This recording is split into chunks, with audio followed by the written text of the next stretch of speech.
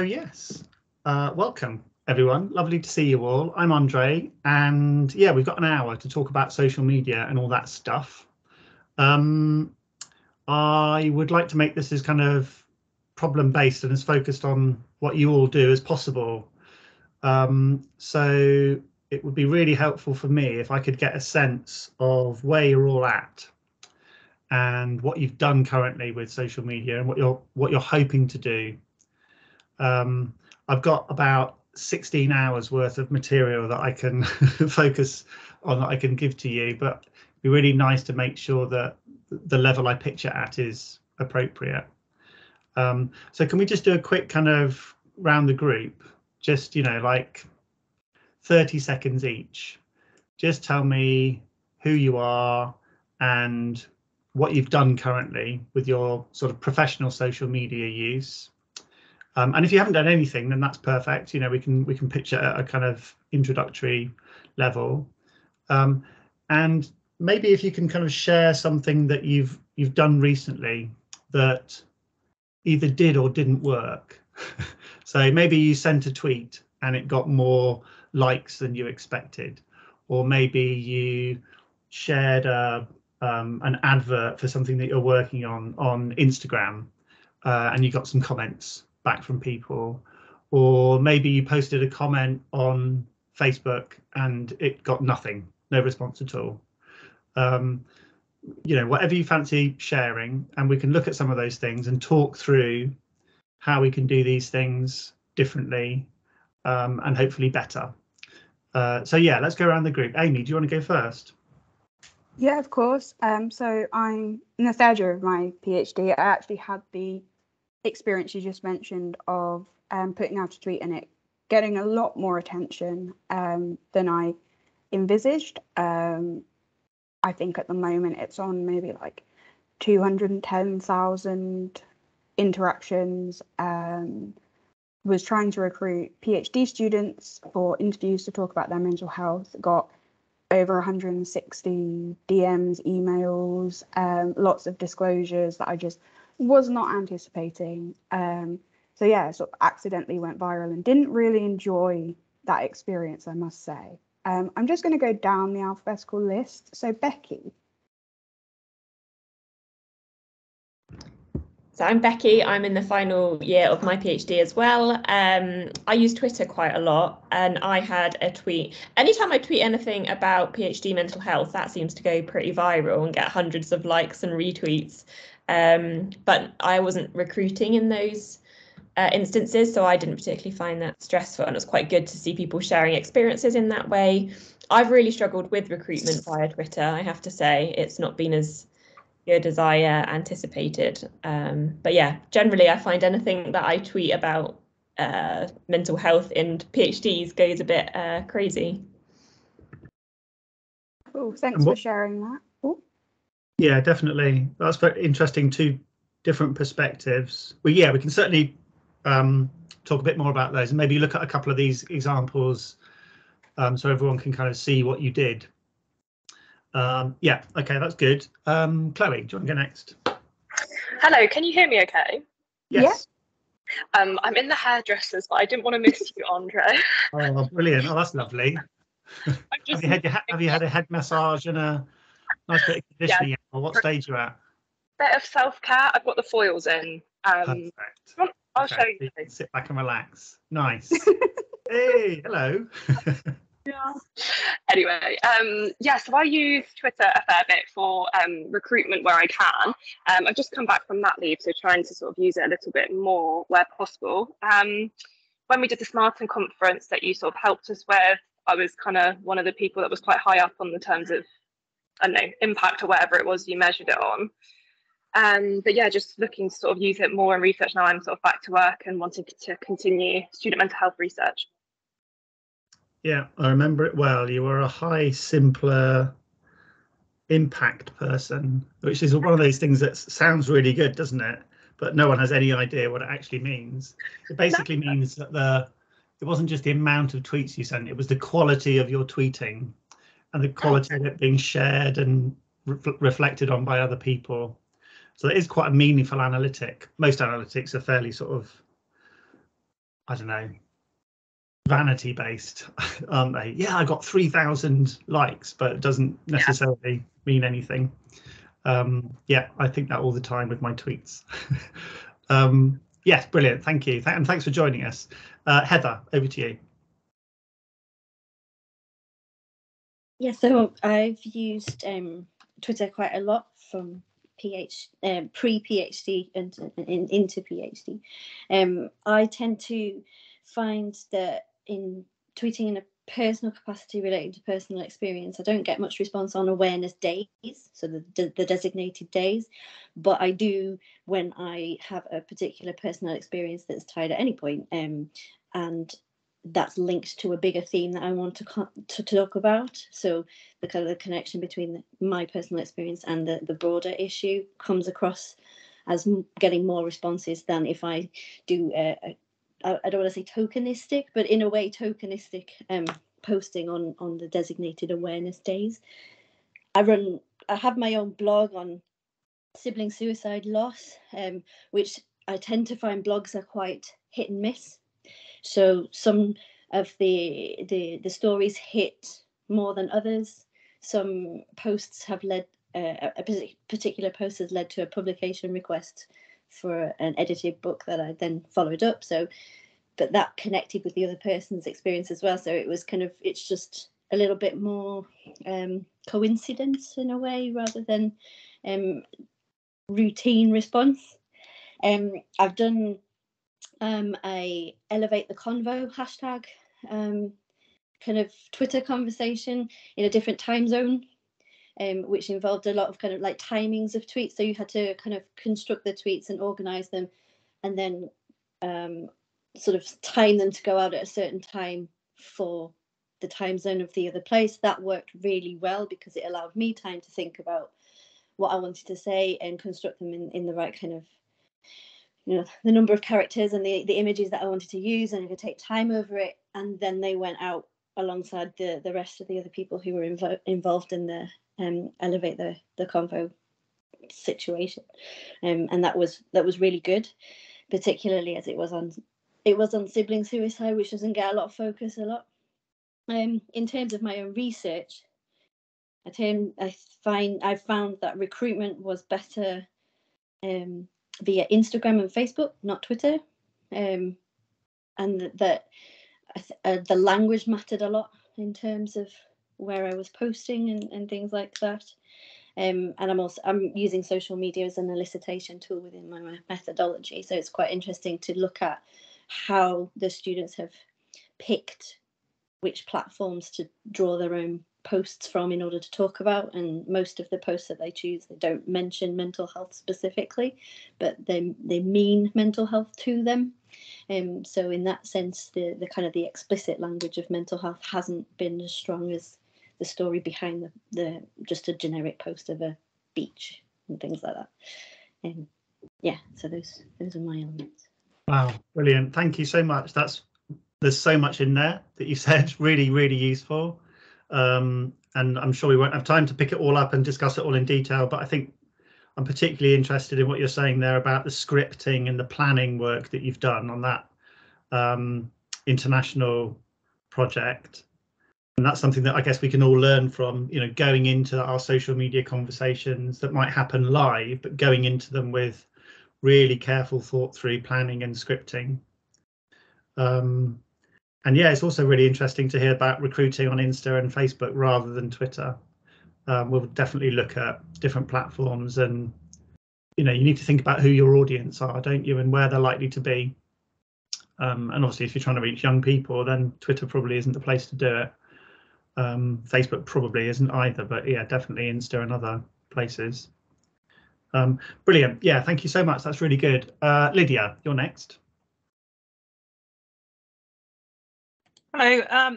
It's interesting hearing about people's experiences, because I have to be honest, I'm a bit old school and I've resisted all of this to date successfully.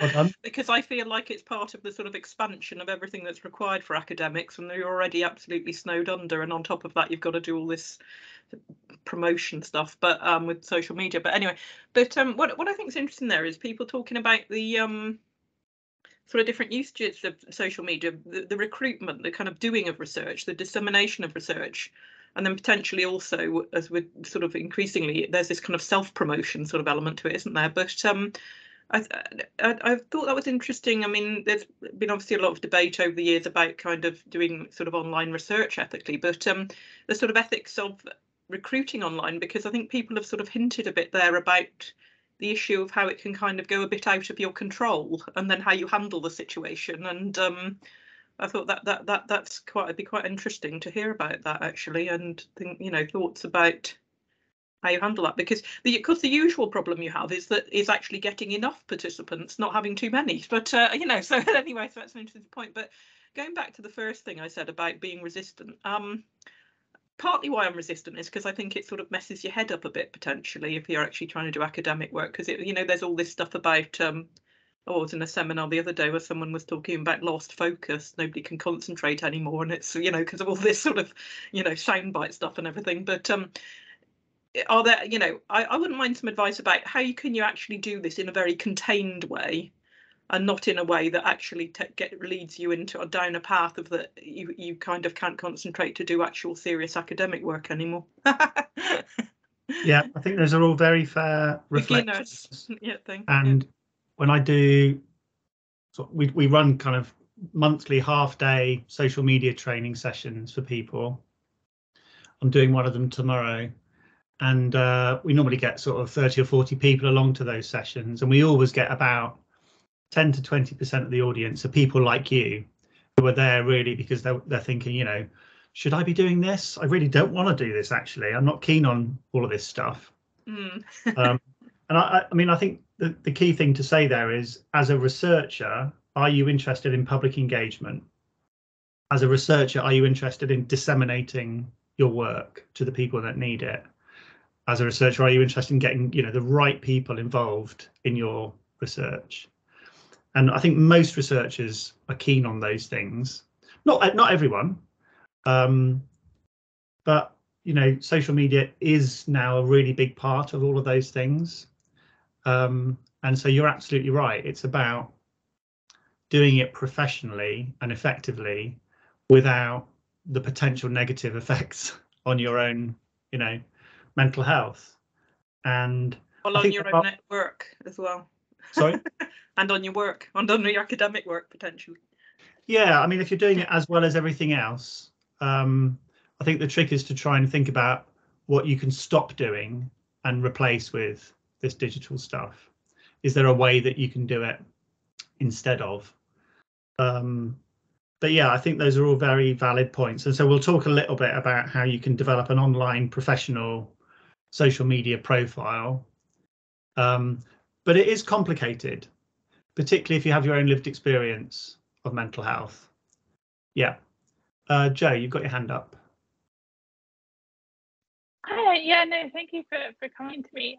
Just bouncing off that, one of the things I kind of wanted to mention is maybe something to explore, and whether any of the ECRs have any experience or thoughts around this, is that balance of the professional and the personal within the kind of the social media landscape, but also a quite politicized HE environment, and also I guess kind of anything to do with public policy can be quite a politicized environment.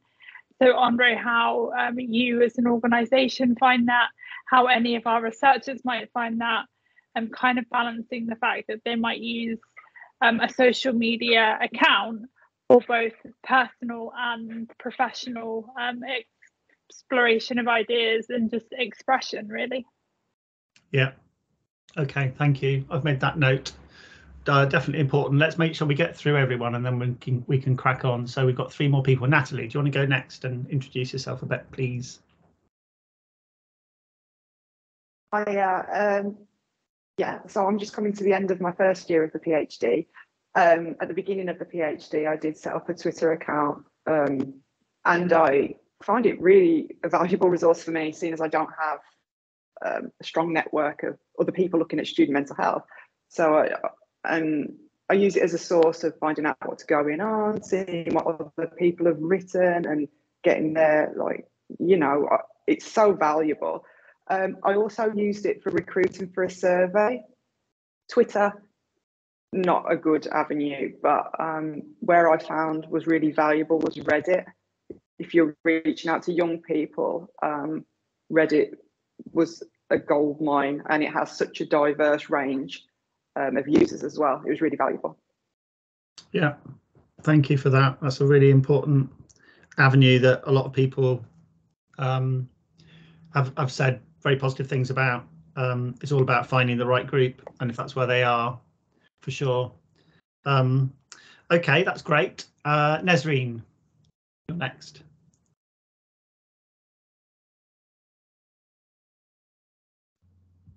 Hello, good morning. Hiya. Sorry, I have just joined, so we're just doing very quick introductions, and if you can share something about your social media use, and maybe you've got an example of something you've recently done or something that you're planning to do on social media. Okay, so I'm doing my PhD as well on international student mental health and well-being. I am in my 3rd year, but I'm going for the 4th year because my project is divided into 3 parts, and I was in a need for recruiting people. I was in a need to advertise my work. So I was using Facebook actually because I was belonging to a group that has the same interest for my study. So I was using that Facebook group. I have used as well, I have been using Instagram and Twitter just to search for people, to contact them. But to advertise, I just advertised my study for that on that Facebook group. So, and I found it useful sometimes, not that much. Maybe it's just because the target or the participant that I was working with are a bit busy, so it was a bit hard for me to have those participants. So yeah, I was just trying to search about people through using my personal Instagram page and Twitter, just to search for people, then contact them using my email. That's it. Great, thank you. That's really helpful summary. And Michael, you're last. Hello.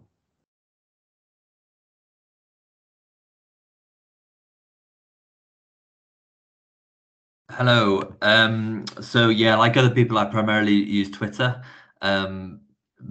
for recruitment and or sharing work. Honestly, with quite mixed success. I used to blog fairly regularly, well, semi-regularly. I then experimented with kind of recording videos and stuff just because I found it a lot more time efficient. I think, as Heather said before, I found blogs were quite hit and miss. And you could actually get 2 or 3 times the number of hits for a short video for a fraction of the time. So I experimented with that a little bit. A bit like what Lydia was saying, I've kind of found myself progressively engaging with like social media stuff in this space less, just because I kind of realized I was finding it a bit of a time sink. I was getting distracted when I was using it. And stuff like that. So I've kind of, yeah, found myself, I related to what Lydia was saying, I think, and I would appreciate some kind of, I guess, thoughts from other people about how you can get some of the benefits from using social media and these forms of engagement without some of the kind of distraction, etc. Yeah. Okay, thank you. That's really helpful as well. So we've got a kind of consistent message coming through that a lot of you are using social media to recruit people to research studies, and you've had mixed success in that. Some people have found it almost overwhelming because of the activity that they've generated with those sorts of recruitment posts, and other people have seen a lot less. There's also a kind of professional personal balance that we've got in terms of social media use.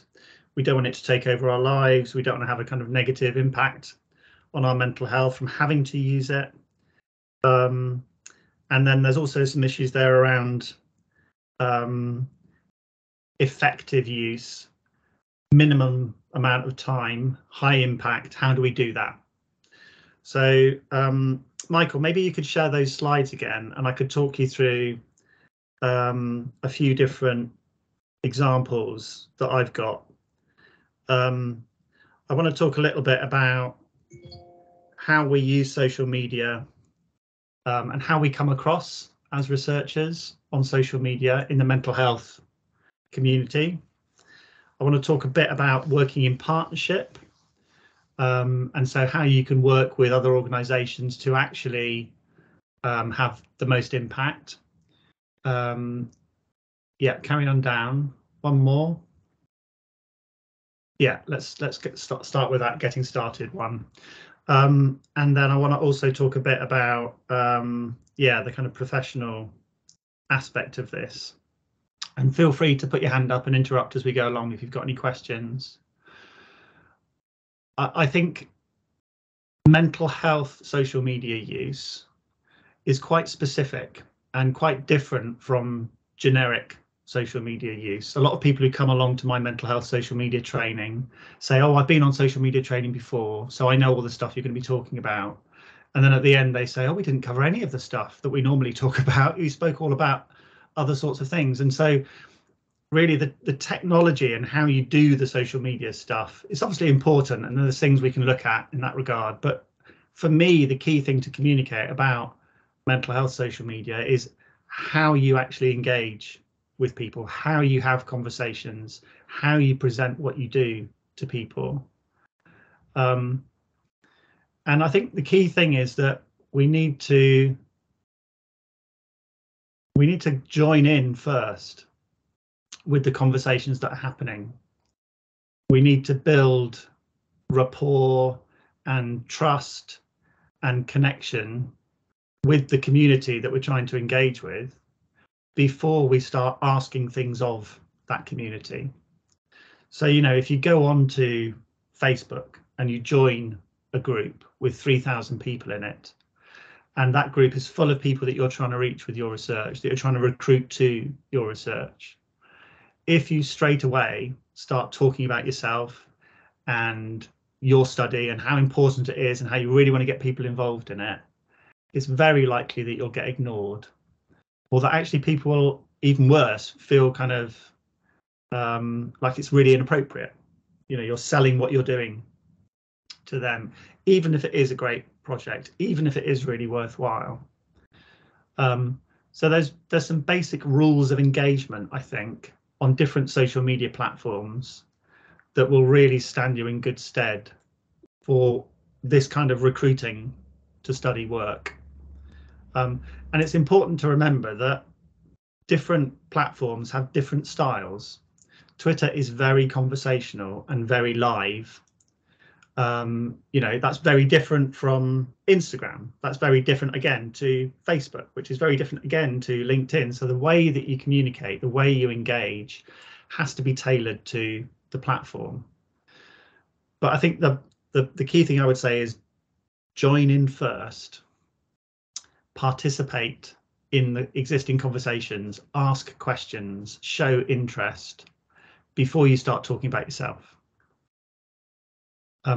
What do people think of that? Should we just open it up, and does that ring true for people? Is that how you use social media, or are you using it in more of a kind of detached, presenting what you're doing sort of way?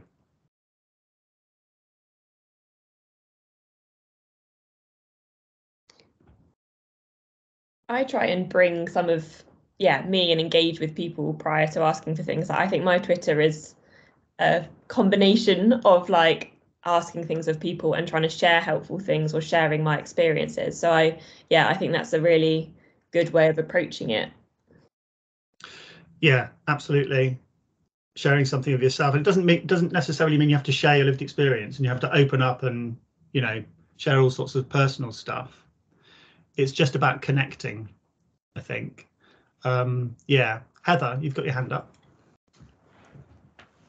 Yeah, I would say I identified with the kind of the survivor researcher movement before I took on this PhD, so I feel very strongly about lived experience as a form of knowledge that needs to be legitimized within academic context. So if I didn't start from personal experience, I don't think that would mean I was handling my research project in the kind of the paradigm that I wanted it to be in.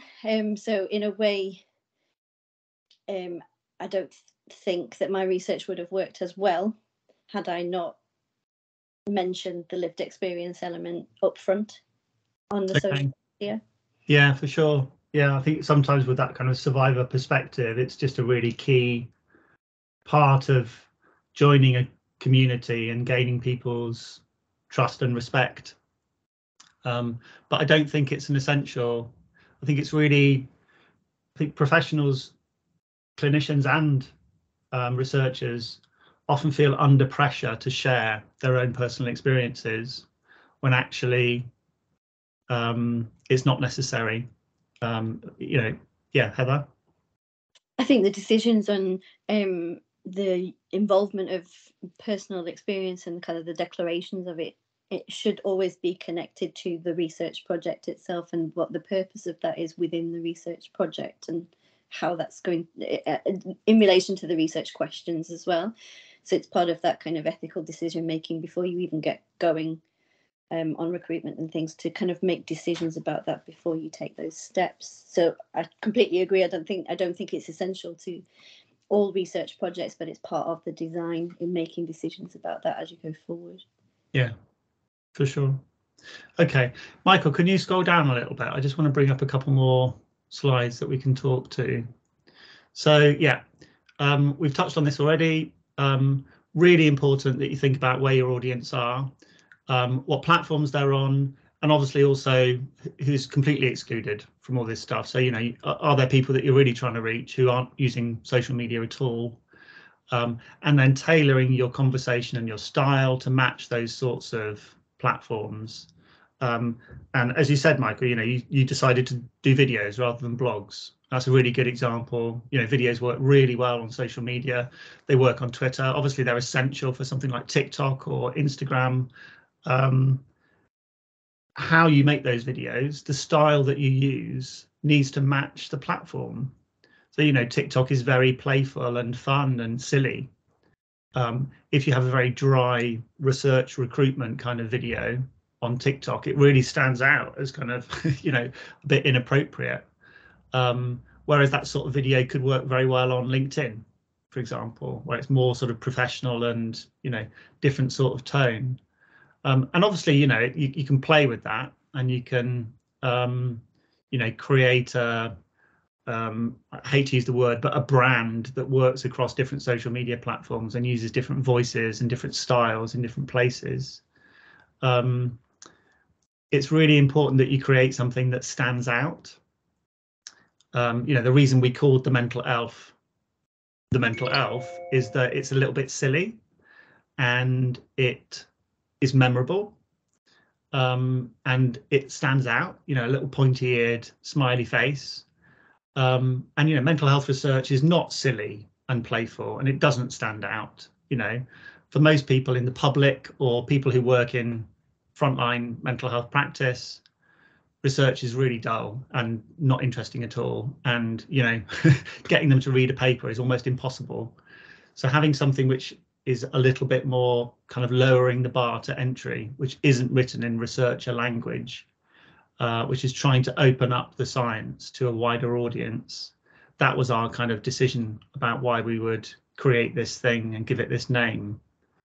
So I think we can all do that. We can all think about the audience that we're trying to reach, think about what's likely to attract them to the work that we do, and adapt our styles based on that. Could you scroll down a bit for me, please? Brilliant. So there's something about making yourself findable and followable. I'd like to just spend 5 or 10 minutes on this. Does anybody want to share their Twitter page with us? Would anybody like to learn how to make themselves more findable, more followable?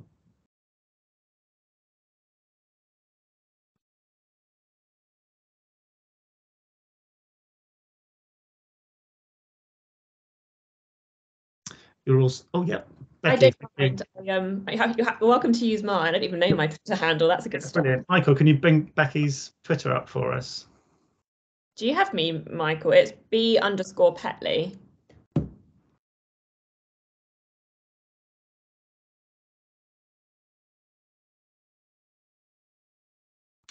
Thank you for putting yourself forward. I promise you I'll be kind and you'll benefit from the experience. I'm not very easily embarrassed, so I'm probably a good person to go for. Yeah, I mean, what I'm going to say will be true of everyone's, I'm sure. And maybe we'll bring up your Twitter page and there will be nothing that I can say constructively to improve it. I think the main thing is that you put yourself in a position where you can, when you follow people, you present yourself in a way that encourages them to follow you back. And so, you know, I get followed by, I don't know, 20 or 30 accounts every day, and they pop up in my notifications, and I look at them and I think, oh, should I follow these people back? And generally, if they are a mental health researcher or a clinician or an interesting looking person who's interested in mental health, or an organization or a journal, generally I will follow those back.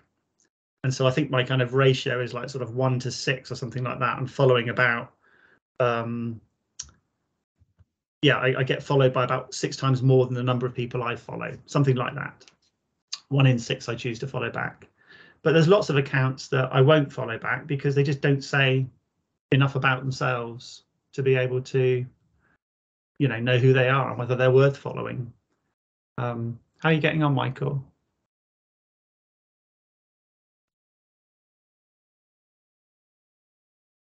Ah, wonderful. Thank you very much. Okay, so first impressions. It looks really nice, doesn't it? It's a nice picture you've got along the top.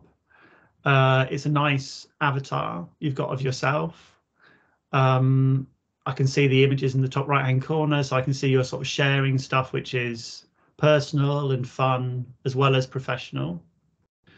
I can see your description here, your profile: aspiring clinical academic, PhD student exploring student nurse wellbeing at UOW, BN, registered child and adult nurse, MSc psychology, love sport, views my own. Nice. And I can see where you're based, in Southampton. So just scroll down a little bit for me, Michael. And just having a look at some of your tweets. So you posted a tweet fairly recently, within the last 24 hours. And I can see that you're, a relatively frequent tweeter, because you've got a couple of tweets from earlier on in the week as well. So that's something that I sort of see that's important. Ah, that's a lovely picture. Somebody who's obviously, regularly posting messages, that's important for me. So yeah, thank you. Scroll back up to the top. So a couple of things to say. First of all, can we find you if we type in your name?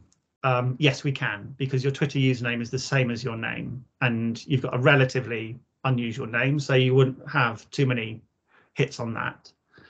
The Twitter name that you've chosen could be exactly the same as your name, but you've chosen B_Petley. Maybe there's somebody else who had Becky Petley, I don't know, as their Twitter name. The profile that you've got there, that's also searchable. So the words that you put in your profile are also really important for people finding you. So if you're working on a particular project, if you're working on a particular subject, or maybe there's a hashtag attached to what you do, or maybe there's another Twitter account that's related to what you do, you can put all of those in your profile, and that will make it much easier to find you. So if I'm working on a project, I did something yesterday which was called CAMS Campfire, which was an online webinar for child and adolescent mental health research. I put that hashtag in my profile, and so if somebody searches for that hashtag, they'll find me in the search results. So they'll obviously find tweets with that hashtag in, but they'll also find me. And that's particularly useful if you're live tweeting around a conference. If you put the conference hashtag in your profile, even if it's not your hashtag, but if it's something that's been popularly used, people will find your account, and you could say, I'm currently at this event, I'm live tweeting. It's a really good way to get people following you and finding you. The other thing that's useful is to have some kind of link from your profile. It might be to your personal webpage, it might be to your ResearchGate, it might be to the project that you're working on, it might be to your study recruitment page, whatever it is. If you've got more than one potential web page that you want to link people to, you can use something called Linktree, which is a free tool that allows you to create a page of links that is just available for anybody to click on. So you could have Linktree/Becky Petley, and then they click on that and it takes you to a web page that's got 5 or 6 different links on it. That's really useful because you can use it on all your social media profiles. You can have it in your Instagram profile. Particularly important for Instagram because you can't have links in Instagram posts. So if you direct people to your profile link, and there's a number of different available links there, Linktree is a good tool to use. And then if you scroll down a little bit, Michael, just to the top of Becky's tweets, another thing you can do is you can pin a tweet to the top of your page that is particularly important. So, it might be that you've got a video that you've recently done, which is telling people about a new project you're working on. Pin it to your profile and then it will always be there. It might be that you're recruiting to a particular study at the moment.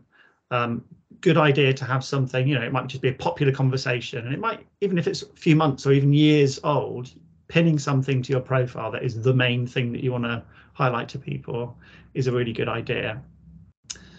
So yeah, hopefully there's a little bit of stuff in there that we can all do to improve our social media pages. Go back to my slides, please, Michael. Thank you. Is that helpful, Becky? Yeah, super helpful. And you didn't embarrass me at all, so you have to try harder next time. Good. And Lydia, yeah, you got your hand up.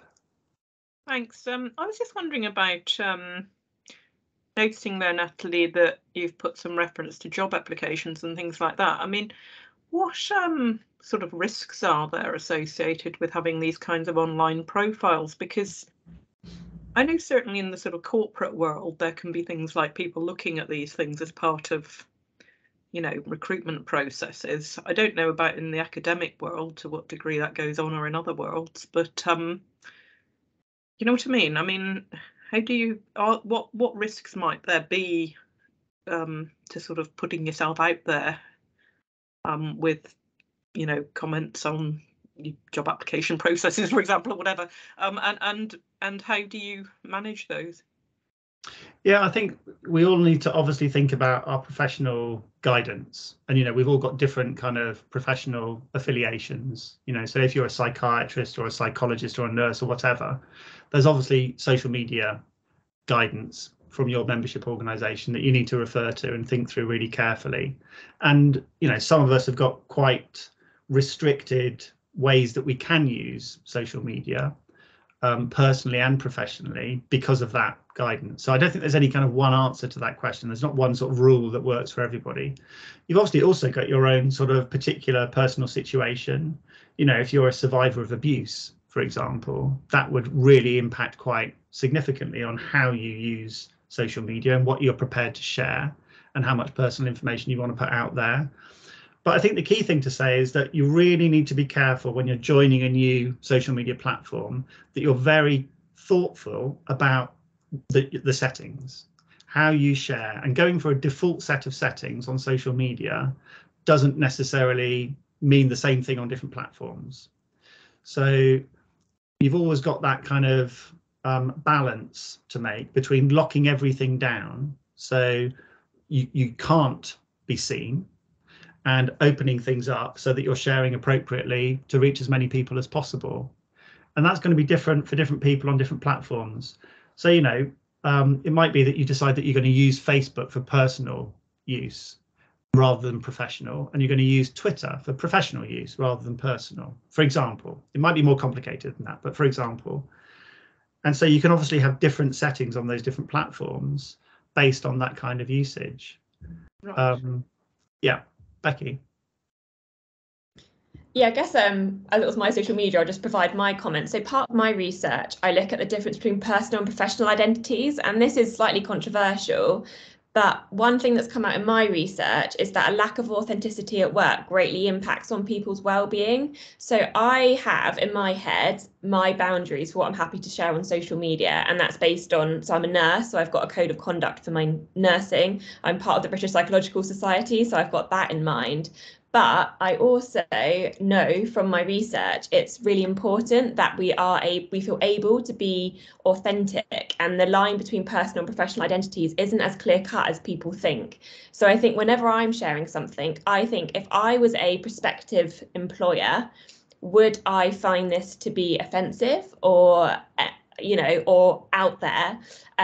Whereas sharing, for example, feeling anxious about not being aware of your next job, I think is actually more of a helpful thing to share, because it might be someone else in that situation. And some of the tweets that I've sent that have got sort of 1,000 likes or people engaging with me have been the ones where I've shared something that people can kind of relate to. So I don't know whether that helps from my perspective, but I think it is so personal. Like, I just in my head have my boundaries and I stick within those.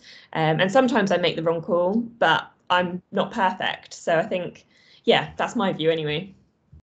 Yeah, because there's also a point to do with things like equalities, aren't there? With, for example, sort of in relatively recent years, really, it's become that employers aren't allowed to ask you if you've got children, as part of the recruitment process. But then, they might find that information out online or something, and could be off-putting to an employer. So yeah, it's a lot to think about. But I don't know to what degree people do that. I don't know if other people, I mean, do universities do that? Do they look at your social media, or are they sort of got HR systems? And I suppose the thing is that you've got people on the panel and you don't know what. I mean, I always imagine that people on panels would do that, kind of look you up, even if you weren't supposed to, even if people were supposed to just work on the evidence presented in your sort of publications, maybe. So I suppose you have to, like you say, Laura, sort of assume that people will be looking at these things, even if the sort of guidance is that people aren't supposed to, maybe. Yeah, I think it's very dependent on the type of thing, the type of job and the type of organisation. I'm recruiting at the moment for some new staff, and basically the job is live tweeting. And so obviously the first thing I do is look and see where people are on Twitter and if they're any good at tweeting, because that's the job.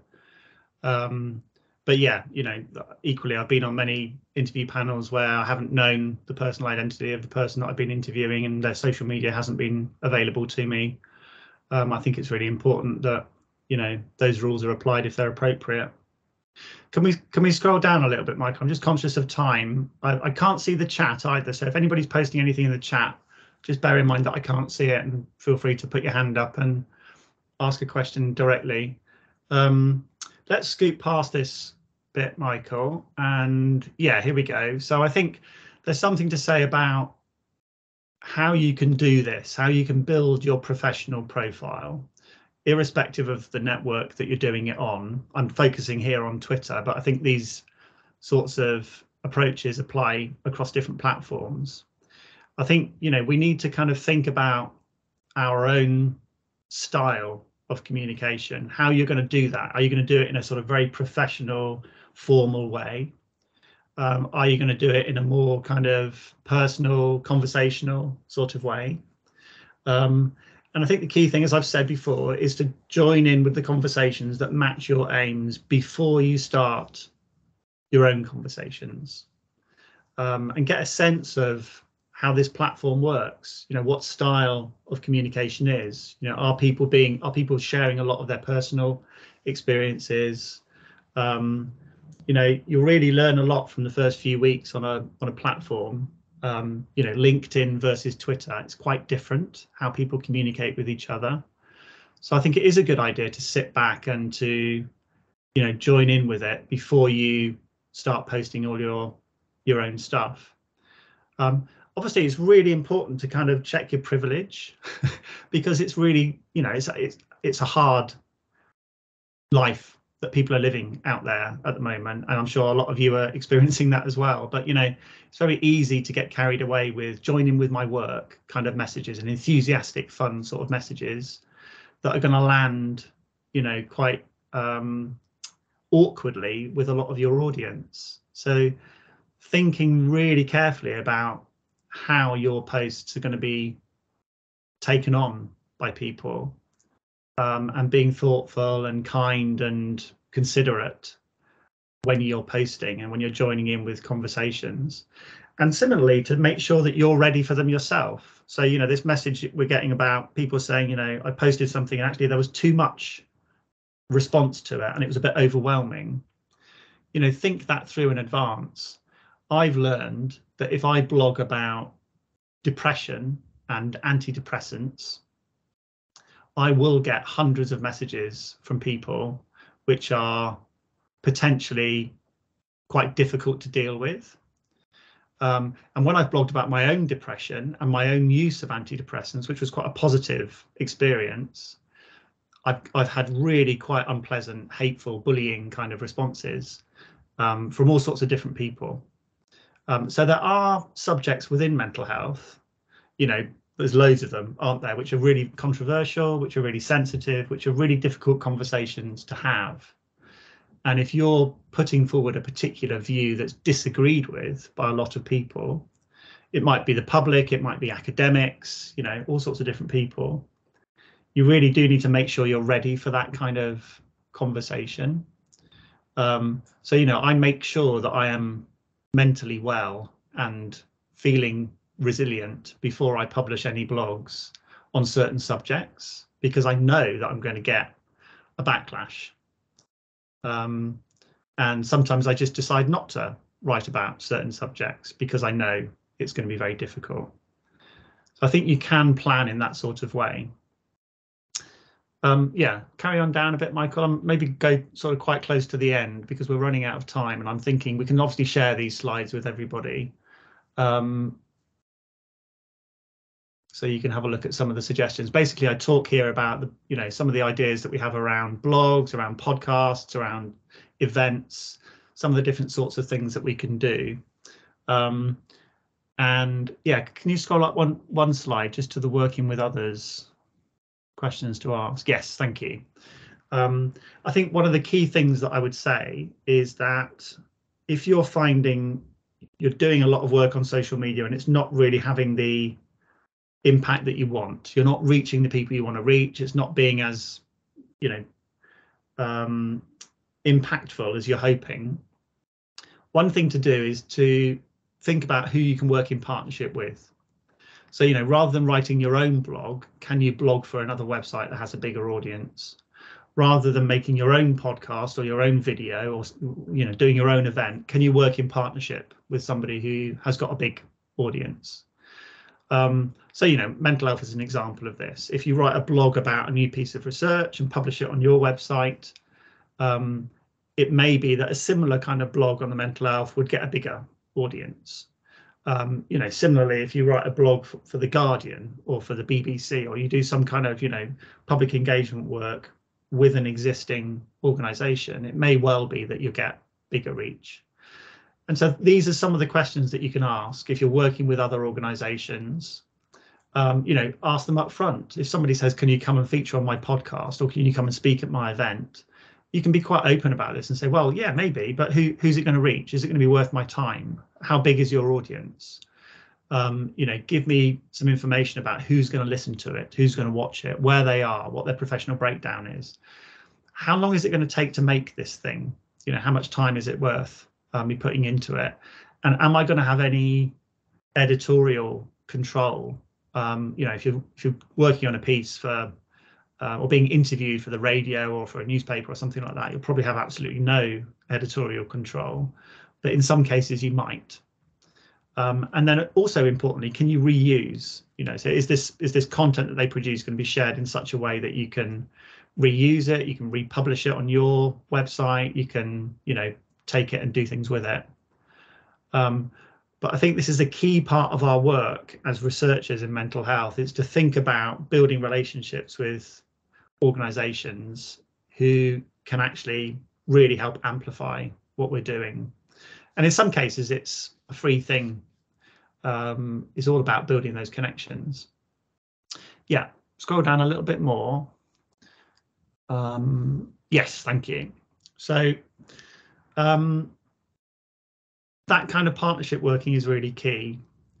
And I think what's also really key, picking up on Becky's point, is the right kind of combination of personal and professional, And obviously that will be something that you decide yourself. You know, this is what I feel comfortable with. This is what is, which I think is safe for me to do. But I think authenticity is really, really important.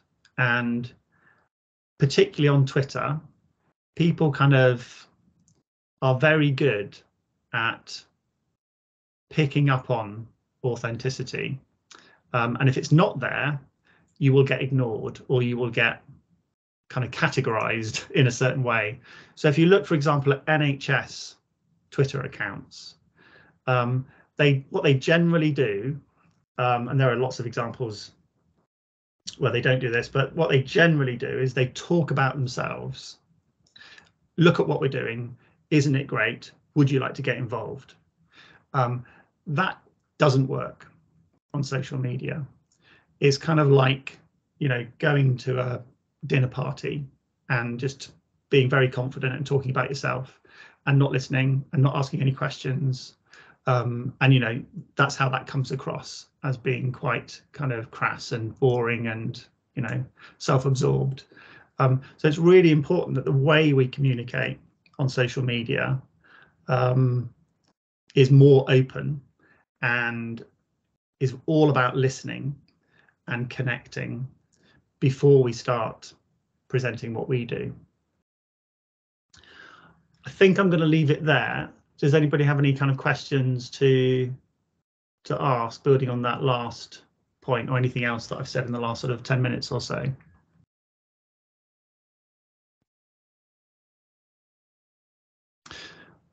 I'm conscious that we've kind of not had enough time to talk about a lot of the things that we have brought up here, so I'm very happy to organise a follow-up session or respond to any other questions you've got via email, or as I say, we do run much more detailed social media training on a monthly basis. You're very welcome to join in with one of those sessions if you've found this helpful, but it's been a little bit too short.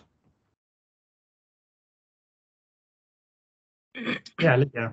Could I follow up on the point about the boundaries, which Becky mentioned, and sure, risks and things?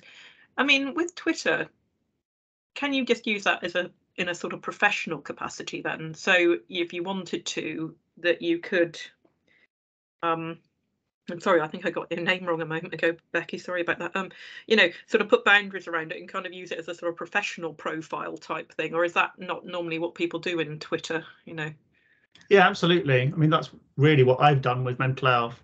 I've sometimes, but very rarely, over the last kind of 12 years or so since I've been on Twitter, mentioned my own lived experience. But on the whole, what we do with Twitter is we publish blogs about the latest mental health research, and we disseminate them, and we have conversations about them. So it's you know, 99.9% professional, but it's written in a way which is very conversational, and it's asking questions, and it's saying, you know, psychiatrists, have you seen this new study that says giving antipsychotics to people with learning disabilities is a really terrible idea? What do you think of this? So yeah, it's absolutely possible to do that. It's sometimes easier to do that if the account that you create in the first place isn't a personal account. So that's what you might want to think about, is how am I going to put myself onto social media? Is it Lydia Lewis, or is it, you know, the mental elf? I'm not suggesting you should have a cartoon character with pointy ears, but you might want to create something which is a professional profile that isn't personally you. And that's what a lot of people whose code of conduct says you can't do this stuff, you know. Well, that's all right. I'm going to go on Twitter as a psychiatrist, and I'm going to, you know, speak my mind, shoot from the hip, but you won't be able to recognize me or personally identify me. So I am breaking my code of conduct. But as Becky says, sometimes it's actually necessary to do that if you want to have a meaningful, constructive conversation. So do it. Anonymize your account type of a thing. Yeah. Yes, exactly. Right. Thanks.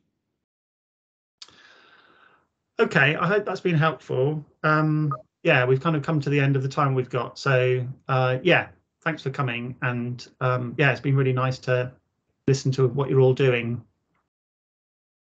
Andre, thank you so much. Really appreciate your time. Yeah, just a reminder to the rest of the group that we'll be in the same place next week, where we've got a session on students' lived experience of suicide and what we can learn. So do join us for that if you're interested. But Andre, thanks again for